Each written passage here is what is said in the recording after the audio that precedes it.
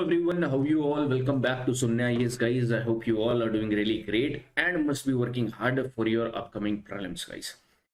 Now in this particular session, we are going to discuss about the PYQs of medieval history guys. If you have seen my ancient history PYQ session, in the same lines we are going to understand the medieval history, right? And over here we are going to discuss the recent 9-year questions from medieval history which UPSC has asked in its preliminary examination, right? Now before coming directly into the PYQs, I always, like in the last session of ancient history also, I told you that you have to think about, like you have to make a mindset before analyzing PYQs. Because I accept, not in ancient history but in medieval history, that sources are really vast and there is a lot of fodder material written in your standard sources. So what are your standard sources? For example, in your medieval history standard sources, what people generally refer is your NCERTs,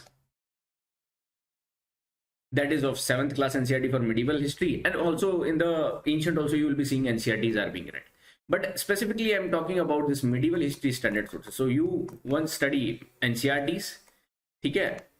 And the second most important source over here is Satish Chandra guys. Now Satish Chandra, when you will be reading, or the people who have read it, it is really very vast. I am telling you, I am not ignoring this fact, right? It is also, you will be finding that a lot of unnecessary information is written. Clutter is there over there, right? Which is not necessary, which is not meant for UPSC examination. But how will you gauge, how will you learn that out of these 500 pages of Satish Chandra, what is the content which is important for me? How will you learn that? You will learn that by understanding the nature of previous year question. I have always told you that before starting the class, in your foundation also, in your crash course also, even in your PRP, Prelims Revision Program too, that you have to go for the PYQs, and PYQs should always in the back of your mind, not only of medieval history, not only of ancient history, but of the entire component of syllabus which UPSC has mentioned, either of prelims, either of mains. If you have done this, at least you understand that your 70 to 80% of the preparation has been done when you can fit the PYQs in the back of your head, right? So it is very, very important guys. Apart from this, you have to also understand that while analyzing PYQs, there are certain themes, and I'll be telling you those themes too, right? We'll be discussing it one by one. Just wait guys. So I hope all are comfortable, all are learning, and take a sheet also, take rough pages also, so that you will note certain points which I'm telling you. Now, first of all, see that we have ended our ancient history, or we have started our ancient history from, in this particular history section, timeline is of utmost importance, right? So I always focus, I always start the class by timeline, because nothing without timeline you will understand history. 20 lakh BC to 750 AD, this entire was your ancient history. And we had divided it into certain chapters, you can say, or subtopics, you can say. Now from 750 AD to your 1707 AD. Keep this fixed guys, so that it will be easier for you to remember in the examination, not this timeline, but you will move throughout this timeline very easily. For example, if you have understood ancient history, and if I ask you what was happening in 550 BC, automatically you will go in the 6th century BC.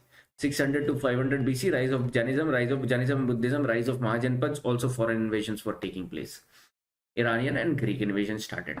Iranian invasion started basically. So that's why I'm telling you, while understanding the PYQs itself, while going through this subject, medieval, ancient, or even modern, timeline should be in your head guys, because modern may you understand it from 1707 to 1947, right? And in post-independence it is covered by so how UPSC have given that you are covering entire history of the earth guys, and UPSC has kept it in its syllabus. Most of the people understands this, but I am taking everybody in account, even the first attempters, right? So how they have given, like ancient, ancient you will be covering from 20 lakh BC. Not exactly you will be learning in detail information, but a slight idea you will be having. Then 750 AD, then 750 to 1707 in the form of medieval history. This is ancient history. Simultaneously, parallelly, you will be doing the art and culture, which is a parallel aspect, not over. This is not the extensive aspect, but parallel aspect which will be going on. Then 1707 to 1947 you will be understanding under modern history. This is your modern. Why I'm telling you this? That in this way, that's why when we say that history covers, or UPSC syllabus covers the entire thing which is existing on earth. So it really happens. Like, see it from the history perspective: ancient history, medieval history, modern history. 1947 to, you can say, recently, like 2010 or 2015, you can say it is under post independence.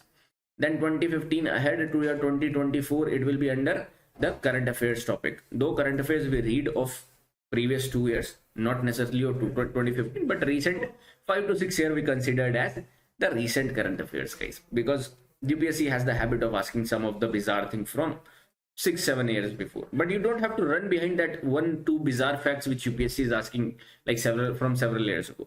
You have to go behind the fixed aspect, right? So this is your entire history which they are covering from 20 lakh to present in the form of different aspects, different subtopics. Understanding, guys? So over here, now medieval history is being divided from 750 AD to 1707 AD under certain heads. These heads you must all be remembering, guys. That what are all the components which we have to understand. Okay, and then we will be seeing the PYQs. Then it makes sense to understand the PYQ in that format. And while reading each chapter, then you go for the PYQs, right? Let me tell you, like, ancient history questions are coming more than medieval history, but if you'll combine the both, then 5 to 6 or 6 to 7 questions you will see that every year they are asking recently from the political history. Otherwise, 5-6 years before, they were putting more focus on the art and culture aspect. So these things the first attempter will not be able to understand who has just started preparing for 2023.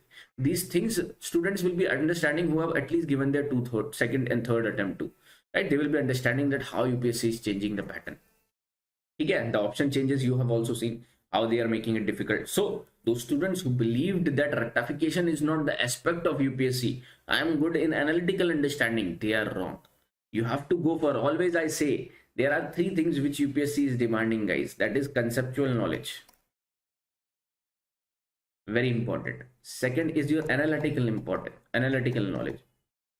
Very important. And the third one is your rectification aspect. How much things can you remember it in tips, and in the prelims you divulge it out in 1 minute. How? By reading the question and attempting it in 1 minute, because there are 120 questions. There are 100 questions in 120 minutes, right? And over here in the means you have given 7 minutes in order to divulge your information in 250 words or 150 words. Understanding, guys?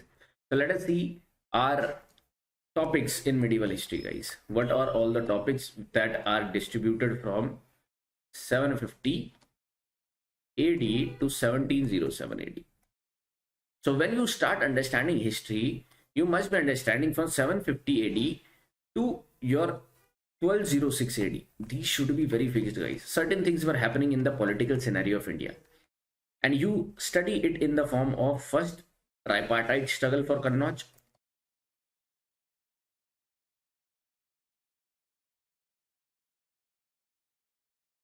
where you learn about the Palas, Pratiharas, and the Rashtrakutas. You learn about them, why they were fighting, what happened to them, what were the reasons, what were the political rulers associated with Pala, Pratihara, and Rashtrakutas.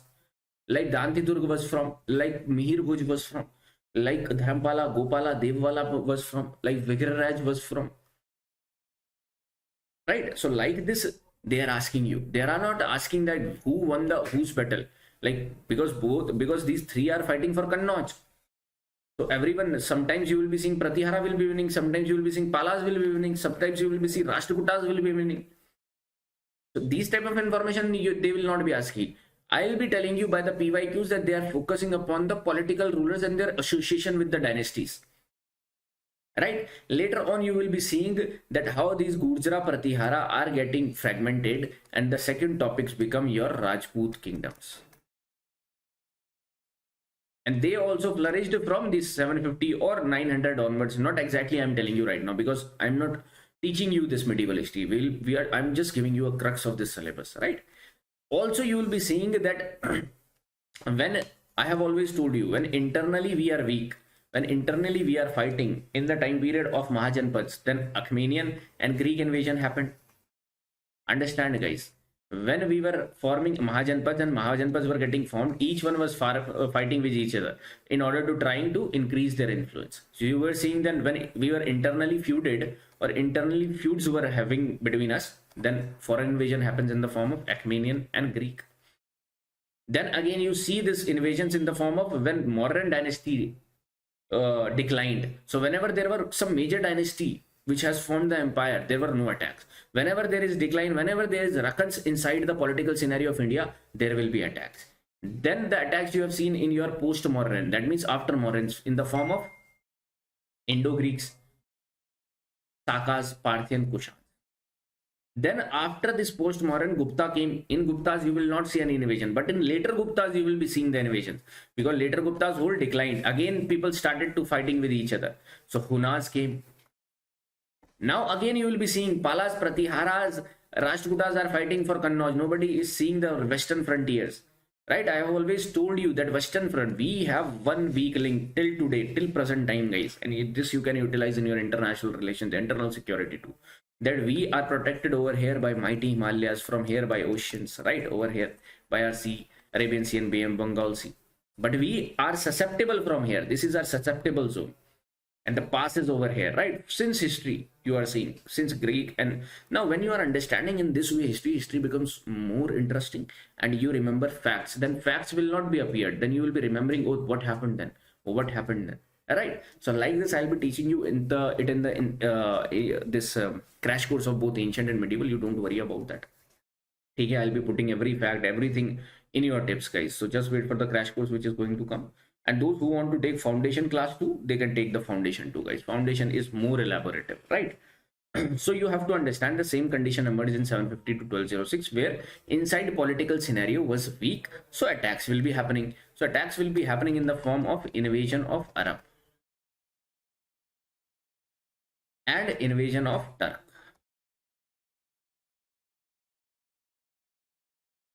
Now, why they invaded, it highlights the what it highlights, guys. Why they invaded? Can you tell? I'm not able to make this particular map, but now I have made it. So this is your basically West Asia. Now West Asia politics is also trying to enter, like it was the effect, cause and effect of this West Asia politics, which was interfering in the Indian political scenario too. In our country scenario too, the West Asian politics were taking place. And I'll show you how UPSC has asked a question from Mongols over here, that Mongols came over here and how certain princes were affecting the policies of Delhi Sultanate people.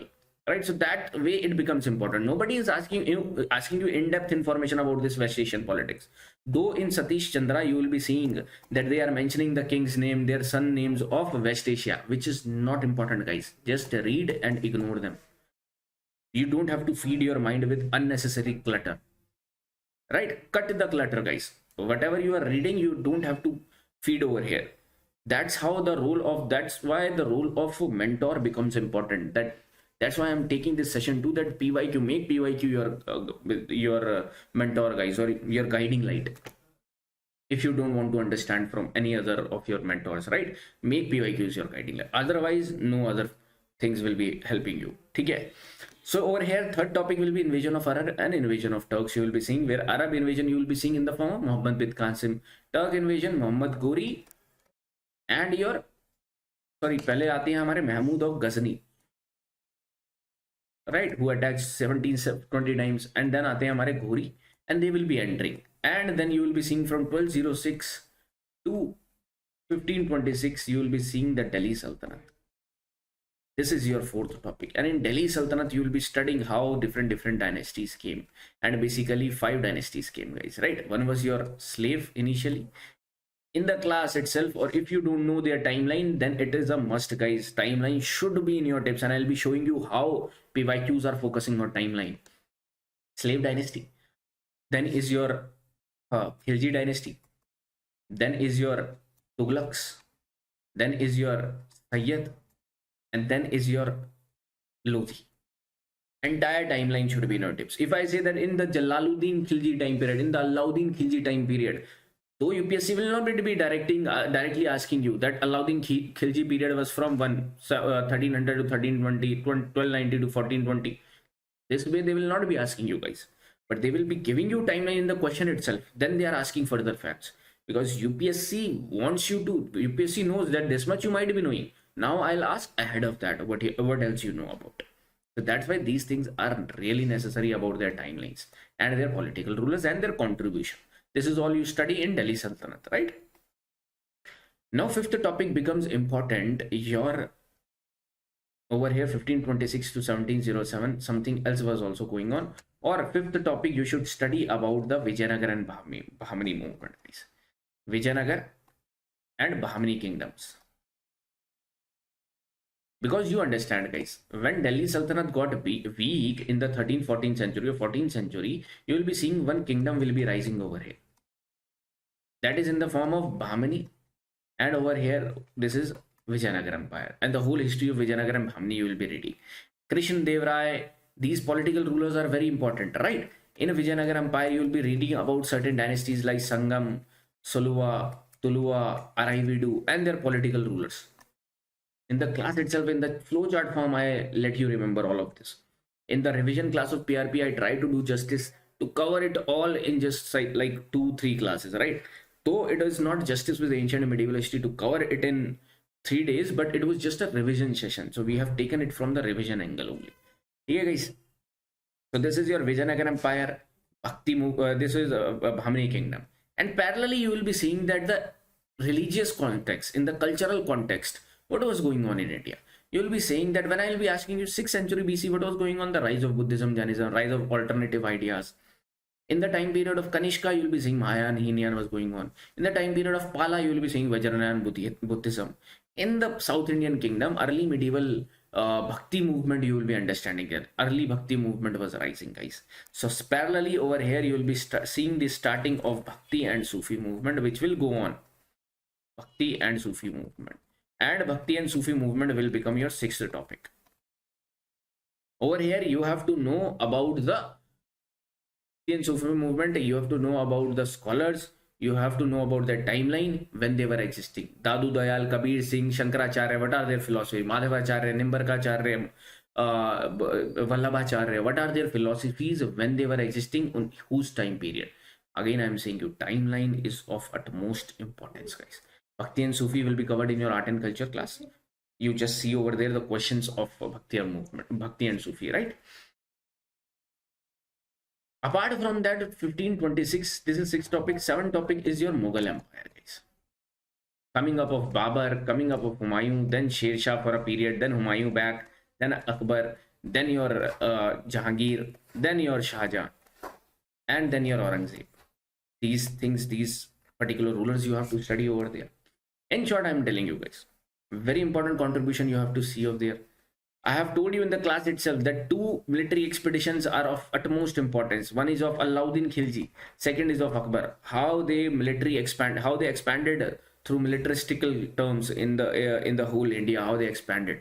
Right? First, Alauddin Khilji captured Gujarat or Ranthambore, or first he captured the Devgiri area, Hoysala areas, or the Gujarat areas first. Like this, you should have the mindset, guys. And parallelly, during the Aurangzeb time period, you will be seeing the rise of Marathas under Chhatrapati Shivaji, guys. The early Maratha history you have to see. Later on, the Peshwa history you will be understanding in your modern part, right? Where you understand the Anglo-Maratha wars and all this you understand over there. And later Mughals also you understand over there in your modern, starting of modern, you see this. So are you understanding that this you have to understand in medieval history? Now you have to read a lot. I understand. The problem is you have to read a lot. But what to read and how to read is becomes very important in medieval history, because you will feel that every word is important, but every word is not important which is written in the books, guys. I'm telling you. You have to be very, very careful about this. Anything you don't feed your mind, again, I'll be saying you. I believe in the philosophy of read and reject. Read the things and reject them. Read the things and reject them. Only pick those things which are relevant from the preliminary examination of UPSC. I hope you all must be understanding me, guys. Right? So now this thing must be in your mind. The entire syllabus should be in your mind, guys. Now PYQs, if we will do, then it will be beneficial for us to place these PYQs, right? So we'll be seeing chapter-wise PYQ. Like first, we will be seeing that what has come from tripartite struggle for Kannauj, right? Or before going to that also, I will be telling you the medieval history themes too, that what themes they are asking from. Again, themes of ancient history we have seen, themes are different from chapters. I'm not saying that we will be discussing PYQs chapter wise, but themes are broad headings like what they are asking. In medieval history, their entire focus is on, mostly one question is coming repetitively from medieval history, that is terminology. So what you will do of terminology? These are again random. UPSC will give some very different name next time. Can you cover that? No. So from terminology point of view, you try to keep only 50 words from medieval, 50 words from ancient, not more than that, guys. 100 words you should have, that if from here any question will be coming, I'll be attempting it. Otherwise, it's all right. I'll not be solving it. And you will also understand that this question will not be only difficult for you, but for the entire aspirants. So you will be able to gauge the question correctly, that whether I should leave it or whether I should attempt it. This is also very important.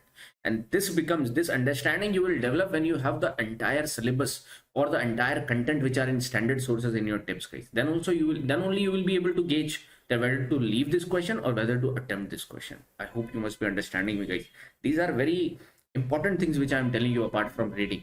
Knowledge is one side. These whole things are on one side, right? Both are needed, guys. Second important thing is your timeline sense. Again, for entire history, timeline sense is very important. Let me show you the question on timeline sense, guys. Are you seeing this question that 2022 they have asked? I'll not be attempting it right now. We'll be seeing it. But you see how they have asked. The first Mongol invasion of India happened during the reign of Jalaluddin Khilji. Do you even know the reign of Jalaluddin Khilji? And do you even know first Mongol invasion when it happened? It happened in the time period of Iltutmish. And Iltutmish was existing during the time period of 1211 to 1236. So that's how it becomes important. Timeline. Jalaluddin Khilji was from 1290 to 1296. Huge difference. Even if you don't remember the fact, but you remember that Mongol invasion happened in the time period of Iltutmish, and they are talking about Jalaluddin Khilji, so their time period is almost 70 to 80 years difference. So like this, you have to solve the question. During the reign means what is the time period of Alauddin Khilji? Your mind should work, and by how much time it will take, like within seconds, fractions of second, your mind should go, and it will only happen when timeline is in your tips. Like you are moving very easily, very conveniently in the timeline. Are you understanding, guys? And this happens when you read correctly, when you revise correctly. And in my class, I'm telling you all these things, all these basic things you will be adept with, right? All these things will be on your tips. That's why I say that's why I always say that keep this ancient and medieval history on your tips. Otherwise, people feel it really very difficult to keep it in our tips, right? So timeline sense is important. See this particular part on chronology, guys. No matter from which chapter they are asking this is from the tripartite struggle, or they have included it from the tripartite struggle also, or imperial cholas, right? And also add one more syllabus which I have like left, like tripartite struggle of Kannauj. I was saying side by side you have to understand about the imperial cholas which were rising in the south. This question is from there. But what is the nature of question? Again, timeline. I'm not saying what they are asking from which chapter, but theme is timeline sense, right? And the other major important aspect is the personalities, guys. You can say personalities, you can say scholars like Bhakti scholars, Sufi scholars, you can say the basically kings, sultans, emperors, all these names when they were existing, from where they were, what is their contribution, what is the contribution of Alauddin Khilji, Akbar, right? And then there are certain miscellaneous aspects which are being asked. Sometimes they'll be asking certain cities, old names. These are miscellaneous aspects. But these three are phased. That means next time probably they will be asking one question on timeline, one question on personalities, one question on terminology. 3 questions will be fixed. Probably, most probably, understanding, and rest of the things they can include new things, because this is UPSC Prelims. They have to keep it a bit spicy. बनाने के लिए क्या करते हैं? These are putting some random difficult facts, right? Ultimately, we people are getting frustrated that from where they are asking, and how much sources will you cover? New sources are coming, like for ancient also Poonam Dalal. But that one more book is there. I'm not remembering right now, but new books are coming into picture. Don't go for like n number of books. Just fix your sources. NCRT or you reading Satish Chandra is more than enough, right? Rest you are developing it through the test series, rest information which I have always told you. Okay, now we will be understanding the PYQs, guys, one by one. Chapter 1, Early Medieval India. Early Medieval India, how I was telling you this? Let me take the black screen. This is our beautiful Bharat, not beautiful Bharat, which I have not drawn, but our Bharat is still beautiful even if I don't draw it rightly. Now over here, 750 to 1250 onwards or 750 onwards, you will be seeing that there will be a rise of Gurjara Pratihara, rise of Palas in Bengal, and rise of Rashtrakuta in Deccan, and they will be aspiring for this Kannauj. Kannauj will be their prize. Constantly they will be fighting. What is important from here? In this chapter, you have to learn about the Gurjara Pratihara rulers like Nagabhatta 1, then your Nagabhatta 2, then your Mihir Bhoj, then your one more Mahendrapala. In Mahendrapala's court, you have seen Raja Shekhara. These personalities, kings are important that they are associated with whom. And their time period, like Mihir Bhoj is one of the efficient ruler. You should know its timeline that he was existing from 830 to 890, sir. Exactly. Then over here from Palas, you have to remember the same. Gopala, Dhampala, and Devpala. Over here from this particular Rashtrakutas also you have to understand Danti Durg, Krishnavan, Amhug Varsha. Amhug Varsha is also very, very important literary figures too. Who is known as the Ashoka of South? Amhug Varsha.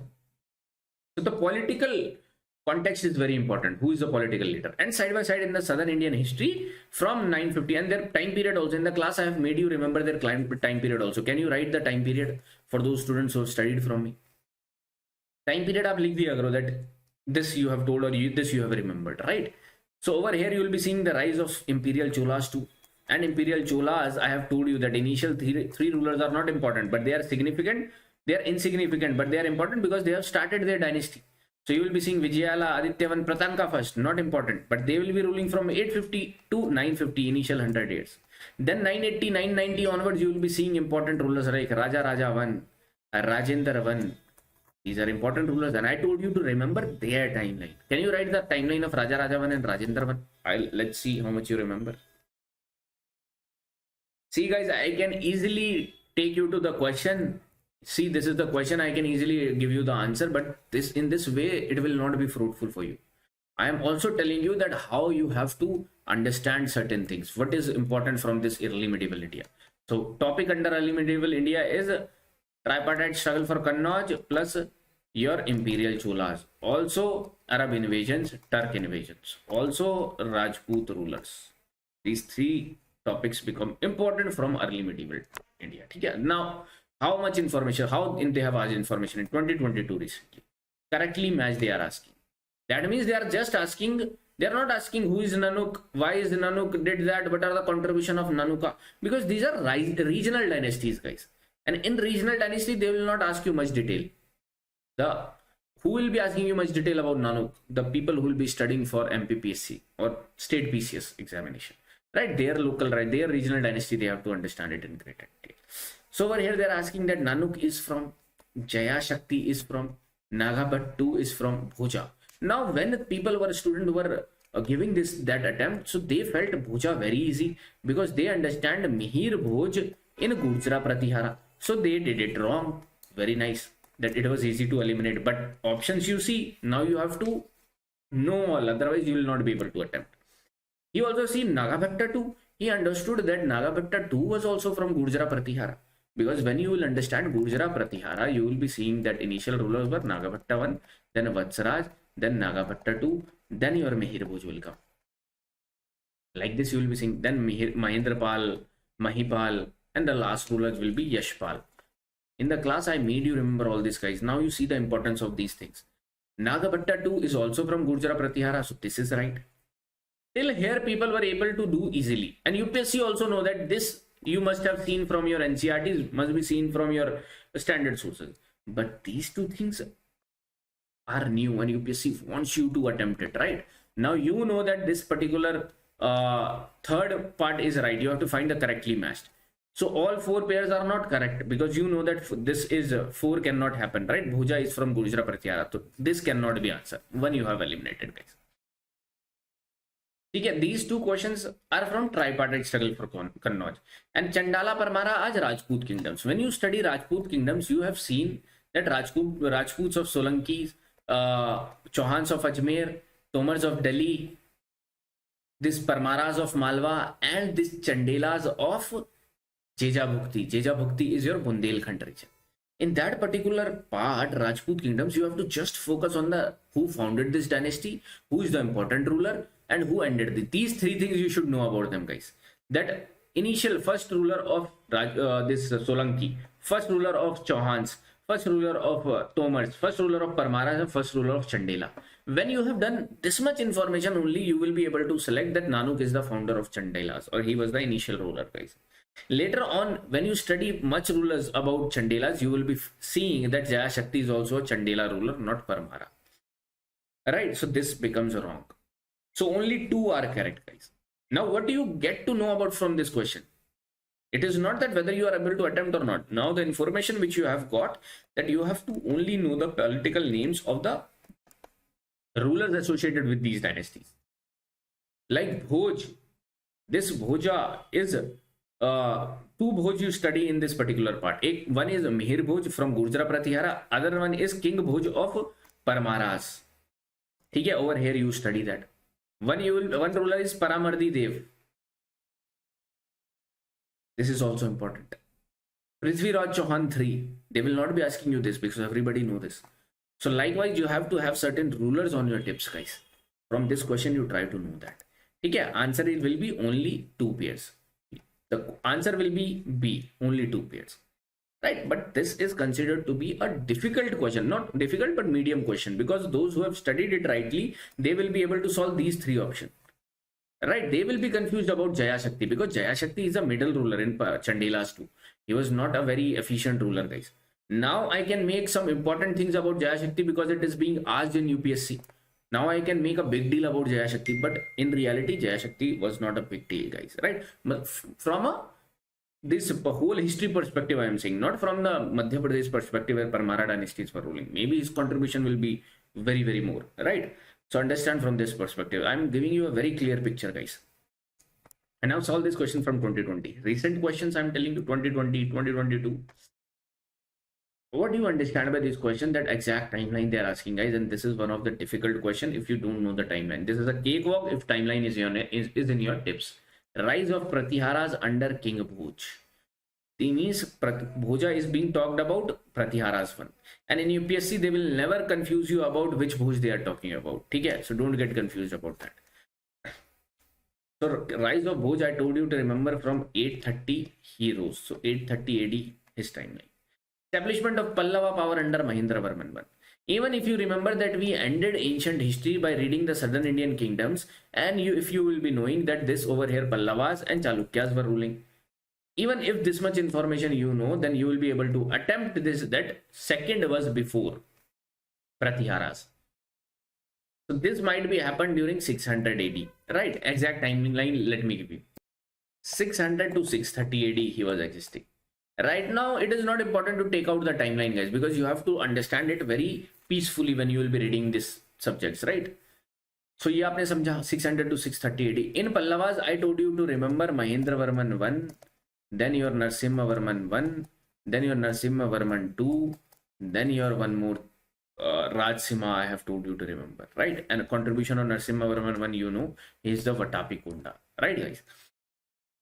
Establishment of Chola power under Pratanka first. I told you that initial rulers were ruling from 850 to 950. I told you that initial 850 to maybe 900 who must be ruling? The Vijayala and Aditya one. So he must be ruling from 900 onwards. A rough guess I am telling you. In the examination, this will happen. And the correct timeline. See, this is the guesswork, guys. In reality, it will happen. In reality, Pratanka first was ruling from 905 AD to 930 AD itself. But I have told you in the class that how will you reach up to the insignificant timelines when you have done certain fixed timelines in your tips. Now, if students, you can feel the importance of timelines, do comment, do understand, or do tell me that are you able to connect with the way I have taught you. in the foundation, in the crash course, or in the your prelims revision program itself, which I have not taught, but I have revised you all what you have studied on, how you have to study. Basically, I have given you the framework, guys, right? Was it any beneficial from this perspective? So this you know that 980. Okay, Pala dynasty founded by Gopala.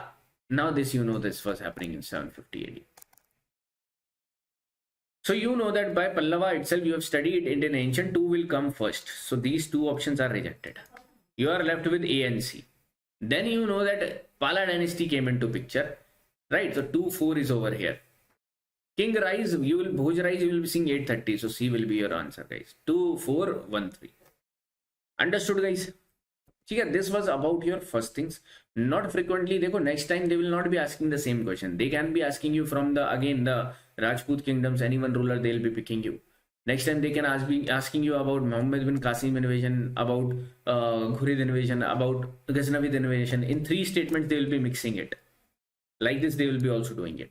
See now how they are mixing it. This is from tripartite struggle. This is from imperial Cholas. This is from Pallavas. So they are intermingling the topics. So don't see topics in fractions, guys, right? Come to chapter number 2, that is Delhi Sultanate, guys. Now Delhi Sultanate, again 1206 to 1526. Easily quick revision. 1206 to 1290 was your slave dynasty. 1290 to 1320 was your Khilji dynasty. 1320 to 1414 was your Tughlaq's dynasty. 1414 to 1451 is your Sayyid dynasty, and then this is your Lodi dynasty, if I'm not wrong. Exactly timeline is your, if it in my tips, I'll hand over this information, this knowledge to you guys. So it is in the form of, over here you will be seeing slave, Khilji, Tughlaq, Sayyid, Lodi. What is important from here? They are rulers. In the class itself, I told you to remember Qutbuddin Aibak, Iltutmish. Right now, I'm just not teaching you guys. I'm just telling you what you have to read. Razia Sultan, Nasiruddin Muhammad, Balban. Contribution of Balban are very important, if you know. Khilji, Jalaluddin Khilji, Alauddin Khilji. That's it. Tughlaqs, Ghiyasuddin bin Tughlaq, Muhammad bin Tughlaq, Firoz Shah Tughlaq. And 1398, I have told you to remember. Why? Comment, guys. 1398, why it is remembered? Because of the invasion, and that is Timur invasion. Because over here, throughout from the Iltutmish time period, Genghis Khan was existing. In the 1398, Firoz Shah Tughlaq onward, you will be seeing Timur was existing. And in 1739, Nadir Shah will be. So don't get confused that Nadir Shah came over here in Delhi Sultan. People get confused, guys. If I'm not wrong, I'm making some sense or not. In Sayyid, you will be understanding about Khizr Khan, Mubarak Shah, like that you will be understanding. In Lodi, you will be understanding Behlul Lodi, Sikandar Lodi, Ibrahim Lodi. And Ibrahim Lodi is important from the context of First Battle of Panipat. Parallelly, Mongols threat will be there. In the Alauddin Khilji time period, Mongols attacked 6 times in Delhi. In the Iltutmish time period, Iltutmish played very diplomatically and averted the dangers of Genghis Khan. This information you study. So see how in 2022, recent prelims, guys, previous year, like in previous year, how they have asked in 2022. The first Mongol invasion of India happened during the reign of Jalaluddin Khilji. It is wrong. It happened during the time period of Iltutmish itself. Though the invasion did not happen, you will not say that exactly invasion happened. No, invasion did not happen, but it averted because Iltutmish reached up to this Indus, guys. But further, in the time period of Balban, you will be seeing that he will reach up to Beas. So Mongol region was like this. They reached up to Beas, guys. That means they were invading our territories. This is wrong. And you will know this information only when you have understood it from the right mindset. During the reign of Alauddin Khilji is reigned from 1296 through 1320. And in Alauddin Khilji, what we understand is military conquest, also his administrative changes. How he introduced market reforms. Understood? So one Mongol assault marched up to Delhi and besieged the city. This is right, guys.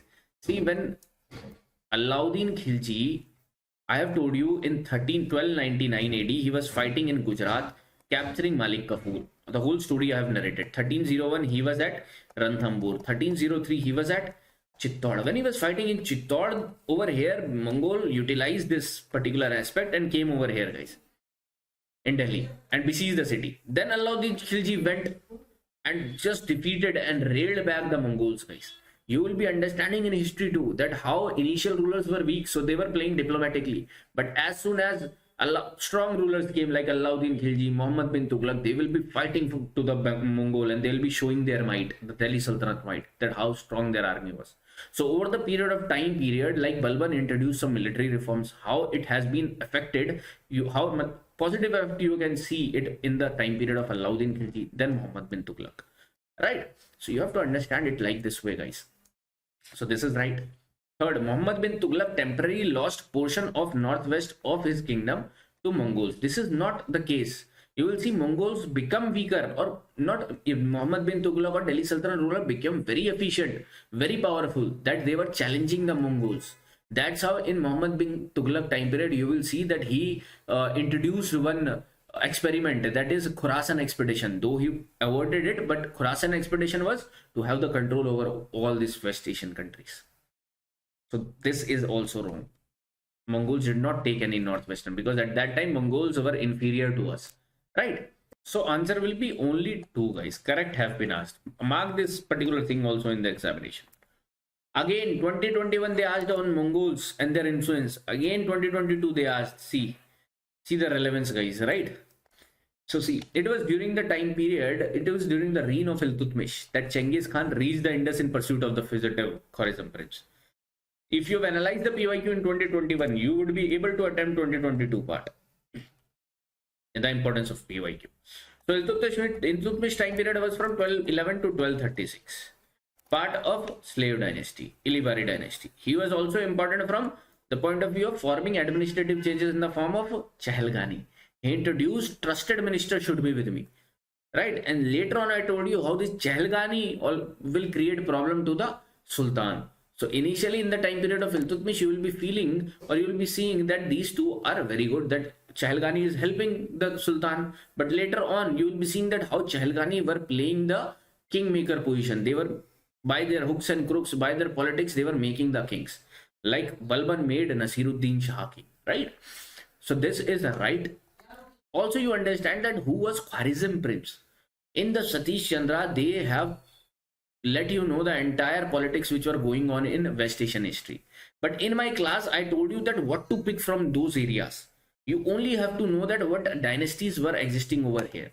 In the class, I told you that there was a fight between Khwarizmi Empire. This Khwarizmi prince they are talking about, this is between Khwarizmi and Ghurid Empire. They were fighting for Central Asian authority.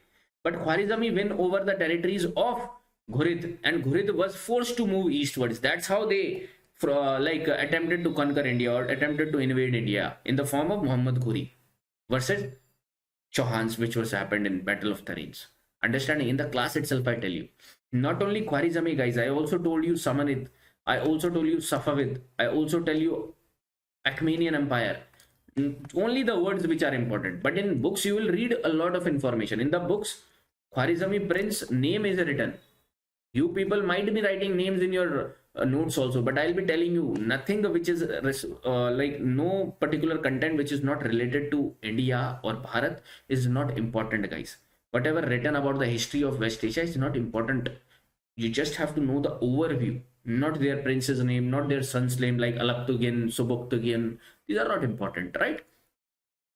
So this is right. It was during the reign of Muhammad bin Tughlaq. That is, Muhammad bin Tughlaq was existing when to when?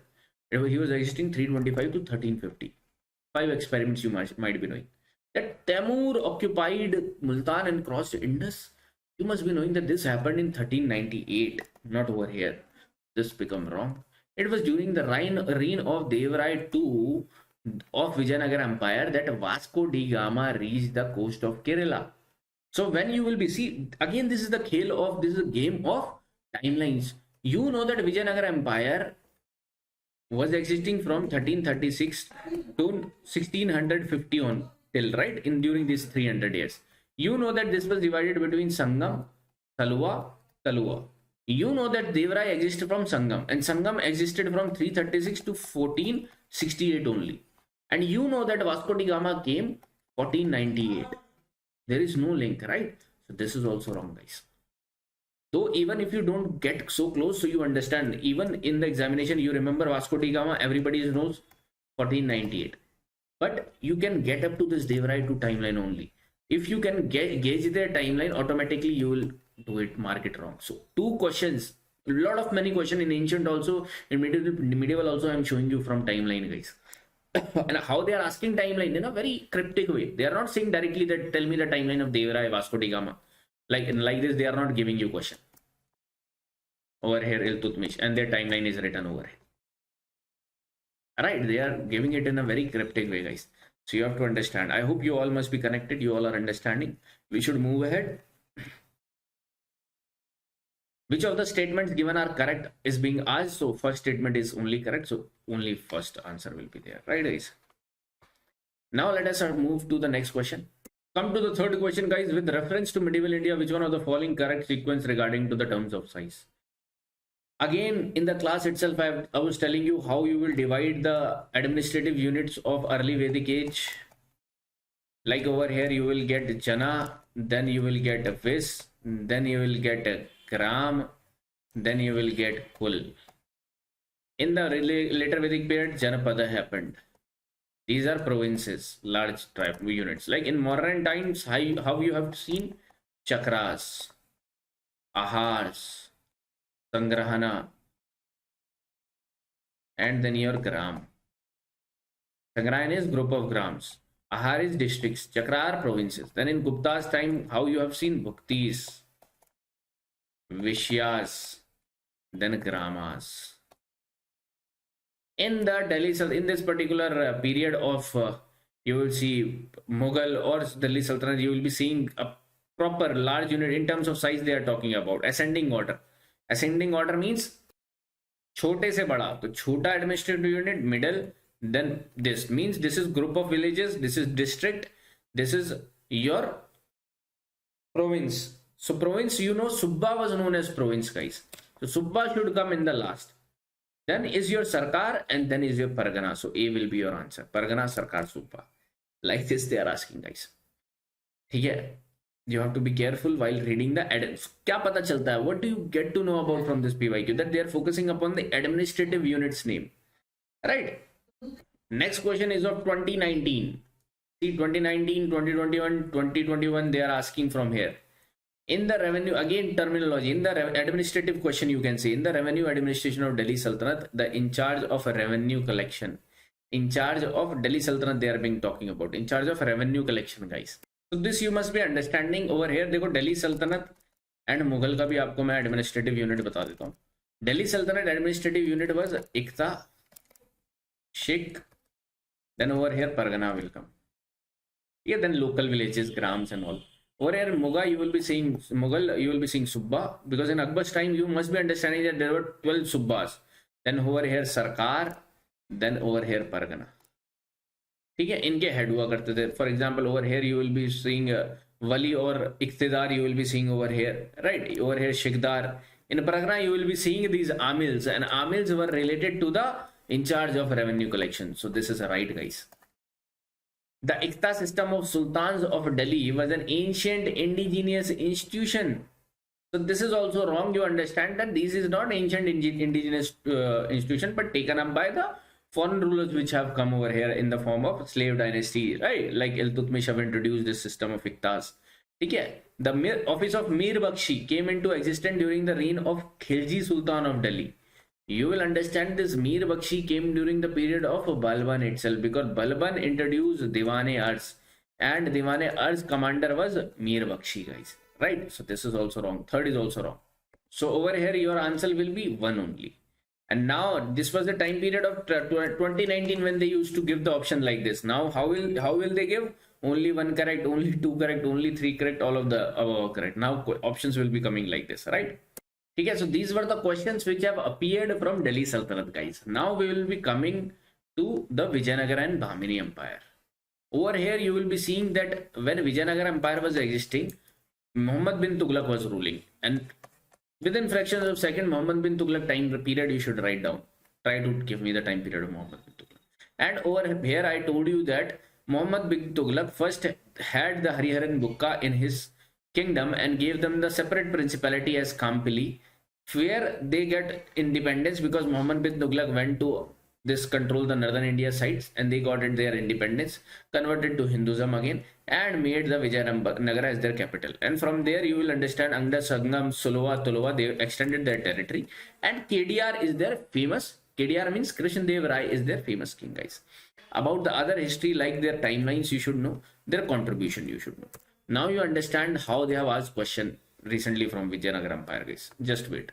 These they have added wrong. Over here, they got this one. Not this one. This they have added wrong. Yeah. But this one asked in recent 2023 prelims. How only one thing, which always these rulers are not very significant like Akbar, like Alauddin Khilji. So only one word information or one statement information is enough. And when we study in the class, we study about Devrai 1. When in Sangam, Salwa, Tulwa and Arai we do. Under Sangam, I teach you Harihar and Bukka. Then Harihar 2. Then I teach you Devrai 1. And then I teach you Devrai 2. In Devrai 1, I told you that he was famous for building a dam in Tungabhadra. And they have asked this only. The construction of large dam on Tungabhadra river, adequate several kilometers, canal adequate this particular duct several kilometers long from the river to the capital city, and it was built by Devrai 1, guys. Simple question. Understand, if you have not done ancient and medieval, thinking that only one or two questions come from here, why should I do it? The cost benefit ratio is less. Then you would have lost a simple question which has been asked in UPSC Prelims. And simple questions cost a lot because everybody else will be knowing this question. And all other, most of the prelims was harder in nature. Only easier questions you have seen from ancient and medieval this time. I always tell you, UPSC will set a paper likewise that only 30 questions will be easier to attempt and 70 questions will be hard to attempt. Means over here you need to take the guesswork. Over in these 30 questions you can be sure. And these type of questions are one of the surety based question because you have seen the entire paper, guys. And you will also second upon this, right? That yes, I'm saying right because you have also analyzed it in the same proper manner. Okay? See this particular question asked in 2021. The Portuguese riser Nunes came into the time period of Achyut Dev Rai of Tuluva dynasty when after the KDR, Krishna Dev Rai. The woman in Vijayanagar Empire was expert in wrestling, astrology, account and soothsaying too. Soothsaying means foretelling. So all the 1, 2, 3, 4 are correct, guys.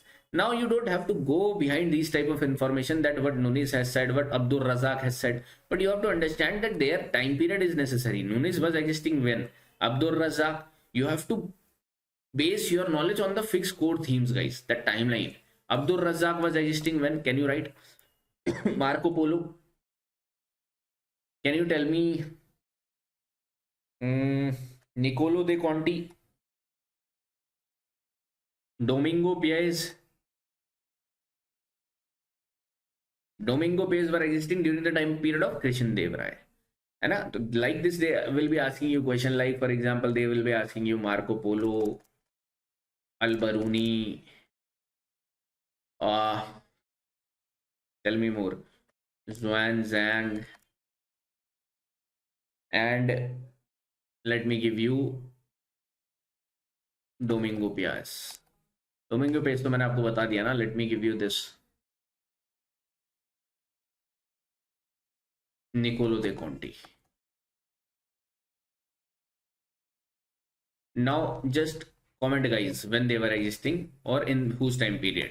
Also two type of question I'm asking you. Who was the ruler over here when they visited, or about whom they are famous for.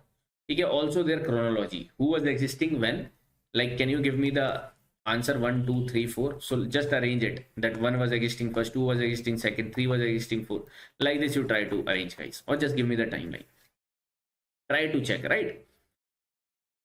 So Al-Baruni was during the time period of Mahmud of Ghaznavi, guys. Al-Baruni. Xuan Zhang was in the time period of Harsha. Niccolo de Conti is the time period of Vijayanagar. Marco Polo was in the time period of 1300 only, right? He was existing during that time period only. Or you check the time period of Marco Polo right now. So Marco Polo, you will find that 13th century he was existing from 1271 or 1250s to 1300. right, later in the 13th century. Likewise, you can now chronologically set them, and I'm telling you, question like this will only be coming. Okay. Next question you will be finding on art and culture type, very easy question, that the Kalyan Mandapas was a notable feature in the temple construction in the kingdom of, these are Vijayanagar, Kalyan Mandaps. Okay. Viman structure also. This is the art and culture basically, but these things certain times overlap. Again, they have mentioned Chandelas over here. Who are the Chandela rulers? Where they were existing? Rashtrakutas, their art and culture. From art and culture perspective also they are important. Ellora caves. Right? See the next question, guys, which has been asked in 2015. Who of the following founded a new city on the south bank of a tributary to a river Krishna, undertook a rule his new kingdom as the agent of deity to whom all the land south of the river Krishna was supposed to belong? And it was none other than Harihar I, guys. Take this information from here. Agmog Varsha I was the Rashtrakuta ruler. His major area of influence was Upper Maharashtra and Upper Karnataka region. Whereas Krishna is in the southern, you will be seeing southern Maharashtra region and flowing through over here. Right? And it happened during the time period of Harihar I. Amog Varsha is also known as the Ashoka of the south. He wrote Kavi Raj Margam, and one more you will be finding Prashnottar Ratnamalika. Right? Veer Ballal was from Hoysala dynasty. Right? And Pratap Rudradev, I told you when in the Alauddin Khilji time period, guys, when Malik Kafur tried to capture this Kakatiya region over there, Pratap Rudra were ruling. Hoysala was captured from Bhallar, Veer Bharral, Veer Pandya over here in Madurai. So like these connections are being made. Okay? So when you will be understanding these southern Indian kingdoms like Vijayanagar, Bahmani, then focus upon these rulers and why they are important and with whom they are associated. Likewise, what they have done in greater detail like Veer Ballal and all, not important. But ruler of Vijayanagar are important. Understanding. They will not be asking you about Veer Ballal did this, Veer Ballal did that. But they will be asking what Harihar I, what KDR, what Achyuta Dev Rai did. Right? Because they are important rulers from important kingdoms. Right, guys? Now we will be seeing the Mughal Empire questions. Mughal Empire. Mughal Empire was existing from when to when? Year 1526, Battle of Panipat fought between Babur and Ibrahim Lodi.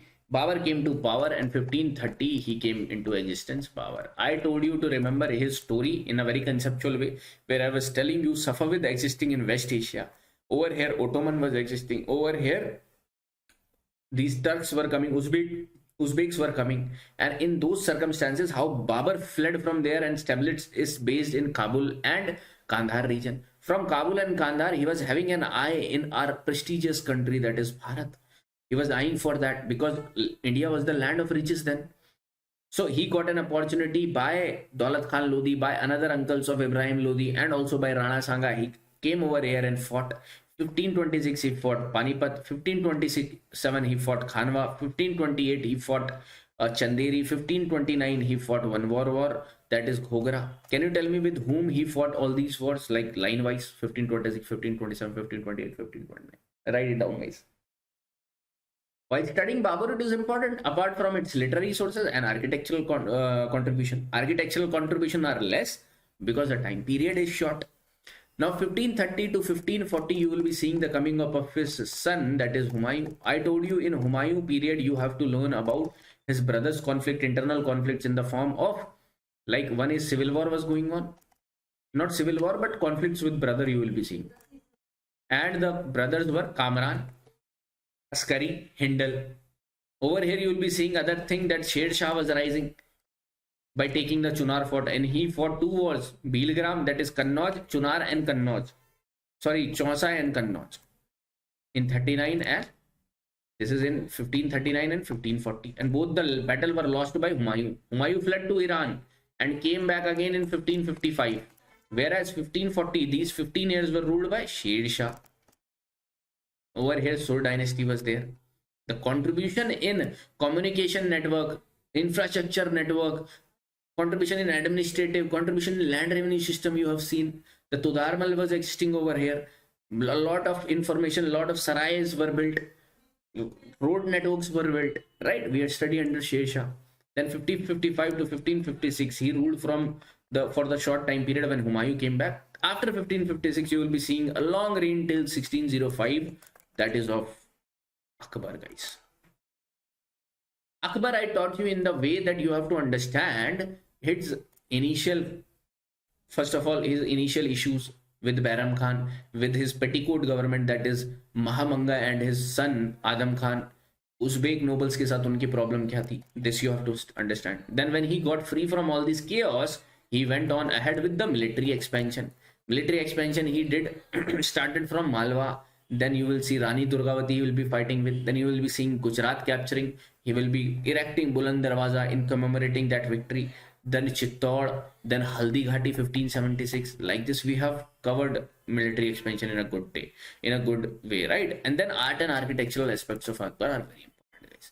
Plus literary sources are very important. Navaratans are very important, right? 1605 ahead, you are seeing 1605. Let me extend it, right? Let me clear. 1605 to 1627. Over here, I am continuing it.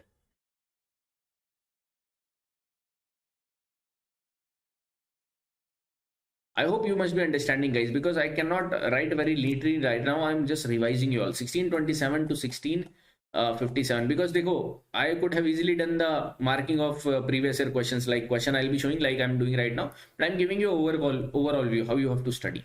1657, you will be seeing Jahangir, or no, 1605 to 1627, you will be seeing Jahangir. And I told you how the internal politics, civil war situation in Jahangir created, like with three of his wives, Manbai, Jodhabai,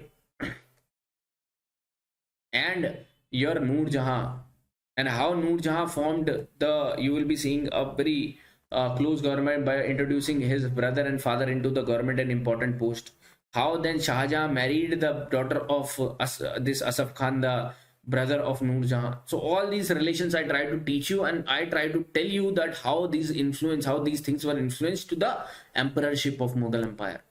Over here, other things, the conquests were going on, but it was not very great as of Akbar. So Akbar, good deeds of military expansion expanded throughout 1605, 1627. Then 1657, you will be seeing who Shah Jahan will be coming into picture, guys. In Shah Jahan's time period, art and architectural marvel you have seen, you have to study that particular aspect. From the foreign travelers' point of view, you will be seeing certain rulers will be coming like Travannier, right? Also, you will be seeing over here some military expansion. The Balkh campaign also failed over here. So you will be understanding that. After 1657 to 1707, Aurangzeb will be coming into picture, guys. Aurangzeb. And you study Aurangzeb from various angles too. Like what were the revolts started happening? Rajput policy deteriorated. Jat revolt, Bundela revolt, your Satanami revolts will be happening. Also, Rajput's Aurangzeb Deccan policy was also very weak. And Jadunath Sarkar said that Aurangzeb was suffering from Deccan ulcer. That's how he got decline. Right, because you are seeing during the time period of Aurangzeb, देखो, मैं map के through भी I have taught you in the class. This much area was with till Humayun, or you can say Akbar. Akbar went all these areas ahead. This particular initial Humayun was having these areas only. Sher Shah then extended it a bit. Akbar occupied whole of this particular area and a bit of southern India, Deccan territories too. But Aurangzeb extended it to the southern Indian kingdoms also, guys. Like this. Similarly, in Khilji's time period also, I have told you, not in Khilji, but Delhi Sultanate time period, that how region was controlling, right? Not everybody, not every time was same. Okay? So these are the things of Mughal Empire. We are moving ahead and understanding it, guys. The questions from Mughal Empire, guys. Now, this is the beauty of doing medieval history and ancient history. If you have made the base, then easy questions you will be doing it, right? So we are going to target in the examination easy questions first, guys, right? So that easy question should not be left. So we will not leave any part of the syllabus which UPSC has mentioned. So they have asked in this question in 2019, recent question, who among the following Mughal emperors shifted emphasis from illustrated manuscripts to the album and individual portrait, guys? So this is none other than Jahangir. One line quote you must understand about Jahangir. The Jahangir focused, in Jahangir's time, this individual portrait reached the zenith form, guys. Alright. So, very easy question asked in 2019. Now again in 2019, with reference to Mughal India, what is the difference between Jagirdar and Zamindar? Very conceptual knowledge. Question basically. And Mansabdar also you try to understand. What is the difference between Mansabdar and Jagirdar? Can you tell me what is the difference between Mansabdar and Jagirdar? So see, first statement, Jagirdars were holders of land assignments in lieu of judicial and police duties. This judicial and police duties were the duties of Zamindar, guys, not of Jagirdar. Jagirdar was the holder of revenue rights only without obligation to perform any duty other than revenue collection. Right, so Jagirdar is focused only on revenue collection. Sometimes, somewhere, in rare circumstances, you will see that he will also be performing this police duties or administrative duties, but overall revenue collection. Whereas Zamindars will be also given these land assignments, also they will be having judicial and police duties. So UPSC have played by interchanging the statement. This UPSC does. Right. And second statement is land assignments to Jagirdars were hereditary. No, guys. Whereas revenue rights of Zamindars were not hereditary. Zamindars' revenue rights were hereditary, whereas Jagirdars were not hereditary. Sometimes some territories, some Jagirs were hereditary. Those were known as Watan Jagir. Right. Also, if I ask you about what is the difference between Jagirdar and Mansabdar, can you write? If I write you, which of the two statements are correct? All Jagirdars are Mansabdars, or all Mansabdars are Jagirdars? Which of the statement is correct, guys? This one or this one? Second statement is correct. All Mansabdars are Jagirdars, but all Jagirdars are not Mansabdars. You understand? Jagirdar has smallest role to play. Jagirdar means king is there, Mughal emperor is there, suppose Akbar. Akbar has given this A person one Jagir of Gujarat region, and that person will be known as Jagirdar. He will be collecting revenues of the state. Whereas if Akbar is appointing A person as Mansabdar, then he will be having more feature, guys. That means he will be given one rank, and he have to maintain this Savar, that is cavalry. And for maintaining the cavalry, you need men, that is soldiers, and horses. In order to maintain them, you need cash or money, or you have to pay salary. You have to do expenditure. This expenditure, where will it come from? It will come from either by cash given by Akbar, or he will be allotting one Jagir to this Mansab. So understanding, a Mansabdar will be having a Jagir also. So he will be acting as a Jagirdar too. Whereas a Jagirdar is only a Jagirdar. He is not a Mansabdar. Understanding? So Mansabdar is a broader term, whereas Jagirdar is a smaller term. You must understand this. That's why you will be understanding next time they can give you the difference between Mansabdar and Jagirdar also, guys. So be careful. Okay? So over here, D will be the answer. Neither one, nor two, guys. Consider the following. The arrival of Babur, 2015 question, into India led to the introduction of gunpowder in the subcontinent. Understand, guys, when Babur came into picture in the Indian scenario, he introduced artillery. Artillery means gun type of things, which gunpowder is being utilized in this artillery. So he introduced this artillery. Kaun? Just wait, guys, just wait. So he introduced this artillery, not gunpowder. So this will become wrong, guys. Introduction of the arc and dome in the region's architecture. This is right. Again, not introduction of the, again, introduction of the arc and dome not came during the time period of Babur, but came during the time period of Iltutmish, Qutbuddin Aibak itself. This is also wrong. Establishment of Timurid dynasty in the region. This is right, guys, because Babur is said to be from his ancestors were, or he was the descendant of Timur and Chengiz, guys, right? So this is right. Third one is right. So third only will be your answer. Come to next question. Ibadat Khana at Fatehpur Sikri. Again, architecture based question. That's why I'm saying parallelly art and culture should go on. Simultaneously, you understand the art and architecture during the time period of ancient, medieval, and modern, guys. Right. Rest of the topics of art and culture, like puppetry, like music, this you can do in other compartments, but this should go hand in hand, right? Ibadat Khana. As you know, Akbar built this Ibadat Khana. So the mosque for the use of royal family, no. Akbar's private chamber, no. Hall in which Akbar held discussion with scholar of various religion, this is right, guys.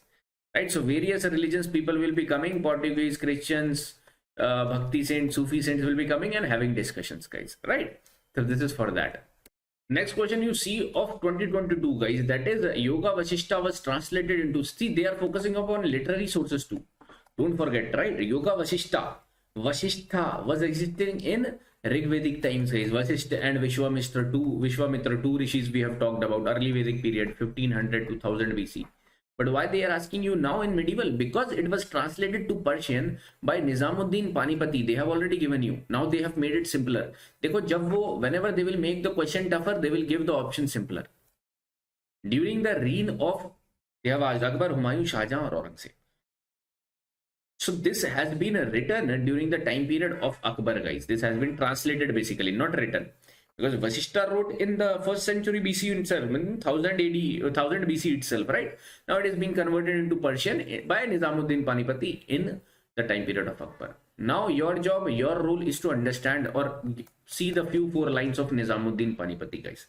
Next time how questions will be coming, again 4 scholars, court poet will be written and one of the name will be Nizamuddin Panipati. Like this it will be coming. Okay, guys. Now you see this question asked in 2018 related to architectural again. White marble were used in Buland Darwaza and Kankha at Fatehpur Sikri. You will understand that white marble monuments first came in the time period of Itimadud-Daulah, built by Noor Jahan. Later on, the marvelous work was seen in Shah Jahan's time period, not in Akbar's. Till Akbar, you will be seeing the use of red sandstone a lot. Red sandstone. This will be wrong. Red sandstone and marble were used in making Barai Mambara and Rumi Darwaza at Lucknow, guys. Over here, you will find that red stones and marble was not used in these two, Barai Mambara and Rumi Darwaza. This is also wrong. Instead of it, lime and mortar were used, guys. So correct, you have to find neither one or not two, right? So this was your Mughal, guys. Parallelly, you know, I have told you that Bhakti and Sufism was going on. Alternate form of worshippers were going on. Okay?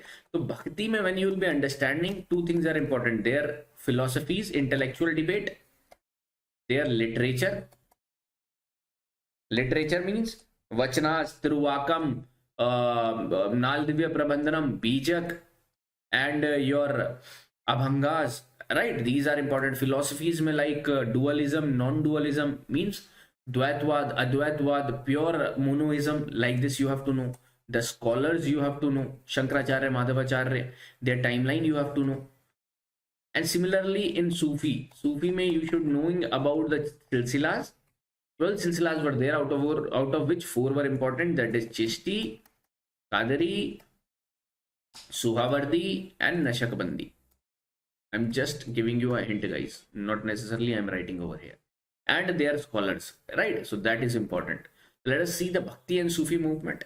First question. The world's second tallest statue in sitting pose of Ramanuja was inaugurated by the Prime Minister of India at Hyderabad recently. Which one of the following? This is based on current affairs, but it is based on the one of the Ramanuja is a Sufi saint. So not Sufi saint, sorry, Bhakti saint related to Vishisht Advaitwad. Right? Vishisht Advaitwad. Qualified monoism. English में हम उसी को क्या बोलते हैं? Qualified monoism. है ना? देखो याद करने का तरीका बहुत सिंपल है. You know that with early Bhakti movement, parallelly there were certain scholars were emerging. That those were Shankaracharya. जिस हिसाब से लिखवा रहा हूं उसी से करना. In a short glimpse I am giving you Shankaracharya, Ramanujacharya, and in the class itself I told you Ramanujacharya, Nimbarkacharya. Spelling आप चेक करना, right? Nimbarkacharya, Madhavacharya, and Vallabhacharya. First question should be come to your mind is the when they were existing. Now, in order to देखो कितनी easy way में I'll be explaining you. Shankaracharya was existing in 8th 9th century. ठीक है? That means from 700 or 700 to 800 AD he was existing. Ramanujacharya was existing 11th century. Nimbarkacharya 12th century. Madhavacharya 13th century. And Vallabhacharya 15th century. That means 1490s something. Over here 1290s something. 12th century में you will be finding 1100 something. 1000 something. समझ रहे हो? Shankaracharya gave the philosophy of Advaitwad, that is non-dualism. Means these all scholars were debating on that. There are certain questions. First question was, is there any creator? तो देखो question किस पे debate चल रहा था, creator and the created world. Created world, sansar, the sansar which you are seeing, or the creator who has created this world, are these one and the same, or these are different identities? One difference point of opinion was there. Second is atma, individual soul, and universal soul, that is paramatma, or brahma bhi isi ko bola jata, brahma. So their discussion was happening on these two topics primarily. Shankaracharya was saying that creator and created world are not distinct. They are one only thing. They are same. And if you are feeling that this created world is different from the creator is the higher identity, then you are wrong. You are mistaken. Because these all things are only one. So he was believing in oneness. तभी बोला जाता non-dualism. Now those people who are believing in this Dvaitwad was Madhvacharya. Right, Atma and Paramatma. He was saying that there is nothing like individual soul and universal soul. Ultimately, they are the part of universal soul only. That is Brahma, Paramatma. So he was believing in a non-dualism. And he's saying that if you are not able to understand this created world is a Maya, then you are in illusion. And how you can attain salvation? By taking knowledge. You will understand that these all are one thing. And you will also understand. Some people will be accepting it too. But you understand, guys, these are not very core detail. You don't have to enter the core of it, because everybody has the right point of view, right? Because they are justifying their point of view.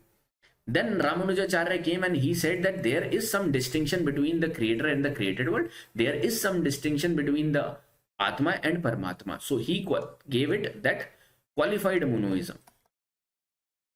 समझ रहे हो आप कि in certain times you will be seeing that these are one and the same thing. I accept this Advaitwad philosophy. But certain times you will see that distinctness. And how he gave this distinctness? He gave that when a seed is sown, you will see seed. But several years later, you will see a tree emerge out of it. And you cannot say that tree is false. Though this tree is a part of this seed, but you cannot say that this tree or this particular tree which is grown up is false consciousness. So we have to accept certain times that what you have to accept, that certain times you will feel that there is individual soul and there is the universal soul, but most of the times you will see these are one only. So he was believing in the philosophy of Shankaracharya, but converted, but twisted it a bit. Also he believed that there is no need for knowledge, only devotion will justify your salvation, guys. Nimbarkacharya came and he gave the philosophy of Dvaitwad and Advaitwad, means believing in both the things. Madhvacharya gave Dvaitwad, dualism, and Vallabhacharya gave pure monoism, Shuddha Advaitwad. Kuch bhi, nothing is like that is distinct. That creator, created world, Atma, Paramatma are not distinct. They are one part only. And pure means Shuddha Advaitwad. He tried to focus upon the philosophies of Shankaracharya. कितना आसान है इसको याद करना, and I am sure that question will be coming from here one way or the other, directly or indirectly, guys. Right, like this I am telling you in the class, in the crash course or in the foundation course, around 15 to 20 saints we have learned by heart in the class itself, right? So over here you will be seeing that this is over here what Bhakti saints were representing. Best means of salvation was devotion, complete devotion. You show devotion because you understand in earlier times Brahmins were focusing upon Vedas. Vedas were written in Sanskrit. Only few were able to understand those Sanskrit, and in those things that was written the path to salvation. Right now, Buddhism and Jainism also asking you to join some, follow some things. But over here, Bhakti and Sufi saints said, no need to understand anything. Just devote yourself fully. Just नाम जाप करो. अभी आप भक्ति movement के आप present day वो देख रहे हो different forms में there are people who are coming and justifying that you just have to jap the name, chant the name repetitively. Right, so this is your A part will be answered. Very easy, one of the easiest question for 2022. This was asked in 2019. See, Saint Nimbarka was a contemporary of Akbar. Now if you know that Nimbarka was existing in 12th century or 13th century, 12th century, right, then you must be knowing that Akbar was existing in 16th century, 1556 mein he came over here. So this is completely wrong. Saint Kabir was greatly influenced by Sheikh Ahmad Sarhindi, guys. Now you're understanding this is the timeline based question. Saint Kabir was existing 1490s to 1520s only, whereas Sheikh Sarhindi was existing in 1600s. Again, timeline difference is there, guys. You must understand. Ultimately, your problem will not solve by solving these PYQs. Your problem will be solved when you will go back to Bhakti and Sufism and learn the entire saints which are present in your NCERT map. आपने map देखा होगा ना. If I ask you who was Apar, who was Sundarar, my students will be knowing it who are there and they will be commenting to Apar, Sundarar, Manivaka Sagar were Alvars or Nainars, or even somebody will not be able to guess that they are Bhakti saints we are talking about. This is the knowledge difference. Even if one student is able to understand exactly, then competition is top notch, guys. Right? So you have to answer the correct part over here. Neither of one or neither two are correct. Come to the now next part, that is terminologies. Now in this terminologies, you cannot do much of the things because every year they will ask some new term. How many terms you will do? So at least I'm telling you 50 terms of medieval, 50 terms of ancient. At least you should have these on tips, guys. And this type of things we give it in our booklets. I tell you in the crash course itself, right? So वहां से अगर कुछ आ गया, then it's all right. If something is not coming from there, then it is difficult for all. Okay, you understand that everybody is then bluffing. है ना? So in medieval terms, in medieval India, the term funum referred to is basically related to coins, guys. ठीक है? अब इसमें क्या होता है, ज्यादा वेरिएशन नहीं हो पाएगा. जो मीनिंग है वो मीनिंग है, इसमें ज्यादा समझने की भी जरूरत नहीं पड़ेगी आपको. With reference to the Indian history, which of the following were known as Kulhadaran? This is nice question. This is innovative question. These type of question you cannot target in the examination. This is not given in any of the standard book. How will you do it? You have to either leave it or take a risk. Kulhadaran was basically, these were Sayyid dynasties caps, helmets like Kulha. So like this you will be seeing the pointed caps. ठीक है, ऐसे करके you will be seeing, and this is their face. ठीक है, like this. They were known as Kulhadaran, means these type of features they used to wear. Those were Sayyids. ठीक है guys, कुछ calendars के नाम भी आपको ध्यान में होने चाहिए. You try to remember some calendars name too. With reference to the economic history of medieval India, the term Arghata refers to. Now again, this is, if you know, you know, otherwise you will not able to solve it. Water wheel used in irrigation of land. These type of questions are meant to be left, guys, because if they are giving total 6 questions from ancient medieval, then you try to understand that 2 will be completely bizarre, which everyone would not have listened. Ignore this. Rest of the 4 questions will be known to you, and only those people will be able to solve who has good command over these subjects. So target these 4 questions. Now, why are you seeing these 2 questions? Understanding, guys, not every question is meant to be attempted. I am telling you. Some questions are the, you can say that these are the feature of UPSC, that UPSC also has to show that this is one of the toughest examination, world's toughest examination is going on. So they will not giving you some easy question. All easy questions they will not giving you. Only 30 to 40 ratio. And in recent times, it has turned down to 20. I don't know after 4 or 5 years how the competition will be, guys. But I'm telling you, jitni jaldi ho sake, as fast as you can clear this examination, clear it, guys. Right? Otherwise, this thing is going to be very chaotic to understand, because randomicity will be going to increase, right? Cutoff will be declining year by after year. This is the unique feature of UPSC, I am telling you. In every other examination taken by any other organization, the cutoff is increasing, and that shows the competitiveness. Whereas in UPSC Prelims, the cutoff is decreasing from 100 to 90 to 87 to 85. Next year, you will be seeing 70 cutoff, right? To understand this way, right? Next question is, your Banjaras during the medieval period of Indian history was generally, they was traders or weavers, warriors or agriculturists. Banjaras were no way agriculturists. They were no way warriors. They were no way weavers. They were basically traders, right? Okay. In medieval India, the designation Mahatara and Patakila was used for medieval India. में बात हो रही है, ठीक है? Mahatara and Patakila. These were, guys, village headmen. Okay, directly you try to understand. In 2020, they have asked Orang Banyan Mirasidar, a difficult type of question. Again, I'm showing you terminologies are hard to grab. Okay, even if you ratify 50 from ancient, 50 from medieval, chances will be that will be completely new term they will be asking. क्योंकि यही एक scope होता है UPSC के पास भी, जहां पर they can introduce some new things, right? तो ये understand करो आप. So Orang was in charge of treasury of state? No guys, Orang was a storehouse, warehouse type of thing जहां पे चीजें store करी जाती थी, where things were stored. Banyan was Indian agent of the East Indian Company. This is a right. Mirasidar, designated revenue player of the state. This is also right. Correct. You have to find 2 and 3 are correct, guys. Now some miscellaneous questions.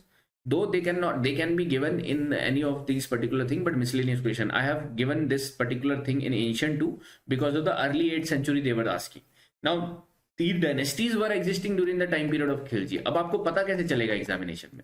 Those people who have understood it very clearly, they must have understood the Alauddin Khilji's campaign. And when Alauddin Khilji was campaigning in Gujarat, he found Rai Ramchandra, not Rai Karan. Diogir was ruling with Hoysa, that Yadavas. When he went south in Kakatiyas, it was ruling by Warangal was ruled by Kakatiyas. This Dwar Samudram was ruled by Hoysalas. So they were hearing this particular dynasties in Alauddin Khilji time period. Now, no need to remember their timeline, guys. But by the inference itself, if somebody has studied it rightly, he will be seeing that Hoysalas were existing at that point. Gadwalas are the fragmentation of Gurjara Pratihara. Kakatiyas, Yadavas, we have seen in Alauddin Khilji. Alauddin Khilji was fighting for them. So Alauddin Khilji time period is 1296 to 1320. This is, we are talking about 13th century. They are talking about early 8th century. Early 8th century, what was the picture of early 8th century, guys? That over here you will be seeing Harsha Empire will be declining early 8th century. That means 750s onward, or you will be seeing the struggle for tripartite, struggle for Kannauj. So if they would have written Pala, Pratihara, Kannauj, or not Kannauj, Pala, Pratihara, just wait guys, just wait. So that's how you have to do the question, guys. Early 8th century was the period of Pala, Pratihara, your Rashtrakutas, and Imperial Chola. So if these dynasty would have written, all would have been correct. Alright guys, so none of these will be correct. 2023 latest question. And my students who are preparing since 2022 for 2023, I am telling you these questions, they have like cakewalk for them, right? Second question, who among the following rulers of medieval Gujarat surrendered due to the Portuguese? So who did that? Bahadur Shah. Simple fact they are asking. So fact based pointers are getting important now, guys, right? See this question, guys. Nizamat of Arcot emerged out of Hyderabad. This is 2021 question. Nizamat of Arcot emerged out of Hyderabad state. Mysore kingdom emerged out of Vijayanagar Empire. Rohilkhand was formed out of the territories occupied by Ahmed Shah Durrani. So understand that this Nizam of Arcot was, when you will understand the Anglo-Mysore wars, Arcot is one state you will see in Tamil Nadu, a very small principality held by the English, Britishers. It was not emerged out of Hyderabad state. So this is wrong to say, right? Mysore kingdom emerged out of Vijayanagar Empire. This is right, guys. Then just wait. So this Rohilla kingdom you are seeing over here, this was formed by Mysore kingdom. You understood that it was formed out of Vijayanagar. Rohilla kingdom was formed because of the establishment of the Afghan people who lived in that territories of northwestern UPs. So it was not formed out of any territory, right?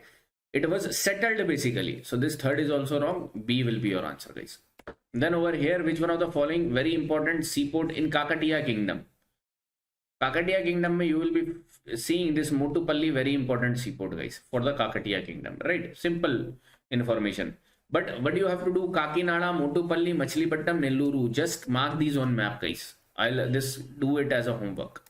और चलो मैं आपको दिखाई देता हूँ. But when you will be doing it, जब आप questions, when you will be understanding Vijayanagar, when you will be understanding Kakatiya, Hoysala bit, तब आपने ये सब चीजें देखनी है कि क्वेश्चन क्या आया है, और सिर्फ यहीं तक नहीं, मोटूपल्ली तक नहीं छोड़ना. You have to understand Kakinada, Machilipatnam and Nelluru too. ठीक है? Let me show you the map too. See over here, guys. This is Andhra Pradesh whole, like this. Ramayana-Patnam, Nizam-Patnam, Machilipatnam you can see over here. Kakinada over here, right? Visakhapatnam over here, है ना? मोटूपल्ली भी एक बार आप search करो कहाँ पर है. Next question, with reference to the Indian history, which of the following are the essential elements of the feudal system? I have made you understand that feudal system generally started from post-modern times. During the Gupta's time, you are seeing, during the Satavahana's time, you are seeing these feudalistic traits. Right? Feudals means Samantavad. देखो दो type के system चल रहे थे. बहुत ही easy है समझने के लिए, आप अगर इसको ईजी वे में समझना चाहते हो तो।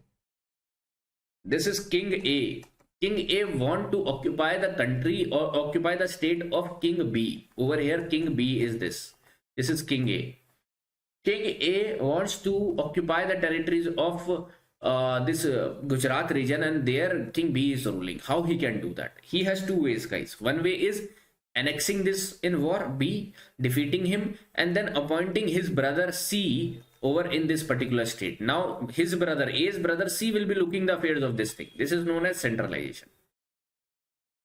Another method is your feudalism. Feudalism, but decentralization also you can say. What will happen now? Does this King A will be defeating King B, but he will not be appointing any of his blood relatives to that particular area. But other than that, what he will be doing? He will be restoring powers to B. He will be saying that you now rule these areas, but as an agent of mine. You have to accept me as your king, or you have to pay me tributes. You have to accept my suzerainty over you, that I have the influence over you. If you are accepting this, then rule your areas.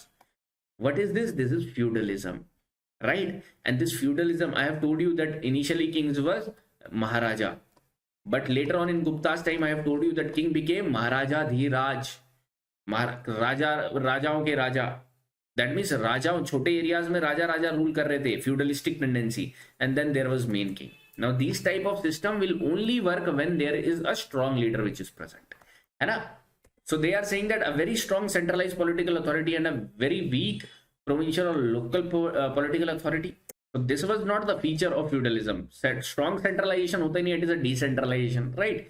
Emergence of administrative structure based on control and possession of land. It is right that now this possession of land will be with the same king. Understanding? Creation of lord vassal relationship between the feudal lord and his overlord. This is also right. So 2 and 3 are correct, guys. Okay, these type of questions you try to understand, guys. Very, very important. Very, very important. If I ask you the regions of Champaka, they have already asked. Durgara, Kulluta, they have already asked. Dwar Samudram also they have already asked. Bhilsa also they have already asked. Bhilsa, Dwar Samudram, right? Like this also they can ask you. That Champaka is related to which region? Durgara, Kulluta, right? देखो कुल्लूटा से आपको कुल्लू तो समझ में आ रहा होगा, and that is not related to Malabar. Malabar is in Kerala. So this is wrong. Durgara is your Jammu. This is right. Second is right. And Champaka is your Chamba. This is not in central India but in North India. So this is also wrong. So only 2 is right, guys. Likewise, different names is given of different states. ठीक है? When you will see the medieval map, when you will be seeing the ancient map, you will be understanding it, है ना? So आपके दिमाग में क्या होना चाहिए while reading? कि अगर आपने मैप में कहीं देखा ये names, कुछ पुराने names देखे, like Gondwana is related to, like Toshali. If I give you these particular terms, like देखो मैं देता हूं एक क्वेश्चन आपको. जेजा भक्ति प्रेजेंट डे रीजन कौन सा है आपको बस ये बता दो मेरे को. जेजा भक्ति, तोशाली, और कोई ध्यान में आ रहा है मुझे? Jejabhukti, Toshali, Gondwana, these are regions related to. ठीक है, रेवाती द्वीप, बताओ मुझे ये रीजन प्रेजेंट डे कहां पर है? एक गैस मारो, सेंट्रल, नॉर्थ, ईस्ट, वेस्ट, कुछ तो गैस होना चाहिए. एक try to solve this question, guys. देखो, Jeja Bhukti is present day Bundelkhand, Toshali is present day Orissa region, Gondwana is related to this Orissa, Chhattisgarh region, below Jharkhand region, right. This Revati Dweep is in Karnataka. ठीक है, तो question like this is going to come. ये हम सीखते कहां पर है? During the class. अब आप बोलोगे इसकी एक लिस्ट मिल जाए हमें, ये पॉसिबल नहीं हो पाता. कितनी लिस्ट आप याद करोगे विदाउट एनी कॉन्टेक्स्ट, है ना? So you have to understand through this PYQ, guys. I hope you are understanding me. I hope you people are really following it to the core, guys. Next question related to this cultural history, again related to art and culture. The Siddhas of Tamil Nadu region were monotheistic and condemned idolatry. Now you understand, you have to find the correct. Bhakti movement, when you will be understanding these Siddhas, these Nathpanthis, all Bhakti movement had similar feature, and they were related to monotheistic and non-idolism type of worship they want to do. This is right. Lingaites of Kannada region questioned the theory of rebirth and rejected the caste hierarchy. This is also right, guys. The unique feature of Lingayat sect is they don't believe in the theory of rebirth. They feel that once we have once we have left this body, then we have attained the abode of Shiva, right? So there is no concept of rebirth, guys. And they also rejected caste hierarchy. So both the things are correct. This you understand in your Bhakti and Sufi movement. This particular passed in 2018, again related to the foreign travelers, guys. They discussed about the diamonds and diamond mines in India. Who were they? Now they came during the time period of Shah Jahan. They are nobody else than Jean Baptiste Tavernier, guys. So these are simple questions. If you know, you know. Otherwise, you don't know, right? These are that type of questions. See the last question with reference to Mia Tansen, which is one of the Navratan in the Akbar's court. Beautiful question, guys. How you will do it? Tansen was the title given to him by emperor. Not correct. You have to find. Tansen composed dhupas on Hindu gods and goddesses. This is right. Composed songs on his patrons. This is also right. Tansen invented many ragas. तो ये तीन तो बहुत ही simple statement लग रही है आपको that it can be right. तो बचा कौन सा? A. So simple to attempt. By eliminating the statements, you have reached up to the conclusion that A should be the answer. Even if you don't know, then you should know that Tansen was not a title given to him by Emperor Akbar, right? So this title, who gave this title? Rana Vikramjit Singh, Raja Vikramjit Singh of Gwalior, guys. He gave this title to Tansen. Okay, guys, this way you have to complete your understanding. We have completed all the 9 years question which have asked by UPSC in medieval history, guys. I hope you must have understood the overall context of how they are asking question. मैं आपको कुछ questions frame करके भी दिखाया how they are asking, right? So similarly they will be asking you the same question. So and you must understand inter subtopics also they will be asking. For example, one statement from Vijayanagar, one statement from Delhi Sultanate, one statement from Mughal, one statement from Bhakti. Like this, they will be mixing it. Okay, don't create any bifurcation. Or jitna ho sake, you try to remember all the timelines which I have already told you. So medieval history, I have done your from, or medieval or ancient history, we have done it from. अगर एक बार ancient और medieval history की पूरी timeline बनाए, चलो मैं सिर्फ आपसे पूछूंगा, आप you just try to cover it, right? Ancient and medieval history, and rest if you want to do it on your tips, the timelines, the details in the very entertaining way. I hope those students who are connected with me still feel the heat that we are giving our energy over here. We are not just marking on the PPT, guys. I hope you will be appreciating this. तो आप देखोगे यहाँ पर that from 20 lakh BCE to 1000 BCE we talked about prehistoric times, and you will study Paleo, Meso, Neo, Chalco, and Mega. Easily moving in the timeline. Then your IVC from 2300 to 1750. Then 1500 to 600 you have Vedic age. Then 600 to 500, what was going on? Rise of Buddhism and Jainism, Mahajanpath's formation, and your invasions in the form of Achaemenian or Iranian. 500 to 400 pre-modern dynasties, 400 to 323 pre-modern dynasties, that is Nanda dynasty. 320 to 180, what was going on? Modern. 180 to 400 AD, what was going on? Post-modern. 400 or 350 to 550, what was going on? Guptas. 550 to 750, what was going on? Harshas plus South Indian kingdoms. 750 to 1206, guys, what was going on? Tripartite struggle for Kannauj. Imperial Cholas. What else? Arab invasion, Turk invasions, Rajput rise. 1206 to 1526, Delhi Sultanate. Then your Vijayanagar will be coming parallelly. Vijayanagar Bahmani. And Sufism and Bhaktism will be coming parallelly. Then 1526 to 1707, your Mughal, guys. Entire ancient and medieval. Though the time I have, like, very quickly I have revised you this. So in this way you have to do it, guys. Try to understand it. Try to read the explanation from the book. And now how you have to utilize this, that each chapter when you are reading, go through the PYQ2. In every subject this will be useful, and you will be like understanding it, yes, that I am talking sense about this PYQ thing, right, guys? Otherwise you solving PYQ will not give you anything. Understand? Okay?